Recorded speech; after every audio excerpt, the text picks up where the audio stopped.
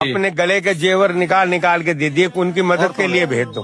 औरतों ने कानों के गुंदे निकाल निकाल और एक एक औरत जो 20 किलो वजन नहीं उठा सकती, वो 1.25 मन वजन सर पर लेकर आई और गाड़ियों में डालकर गई। वहाँ फौरन पहुंचा उनको। बच्चे भी आए, वो हमारे भाई हैं, हमारी बहनें हैं, वो परेशान हो रहे हैं। यानी इतना जो उस बच्चों के अंदर, और वाकई दुआ करते हैं रात को हाथ उठा के, अल्लाह वो हमारे भाई हैं पंजाब वाले, उन पर तेरी तरफ से पकड़ आई है, तू ही उसको दूर कर सकता है, उसकी आफत को हटा दे उनके ऊपर।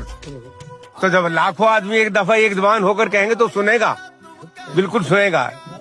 जब इतने आदमी मिलकर कहेंगे तो जरूर सुनेगा। और ये किसी हमारे गुनाहों की नहुसत से हम पर आफत आई है, अल्लाह इसको दूर कर दे। अल्लाह दूर कर, अल्लाह दूर कर, वही दूर करेगा, वही लाजा है। हम तो कमजोर बंदे हैं।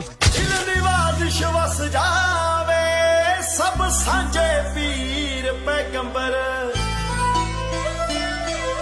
एक मालक दे बच्चे आ।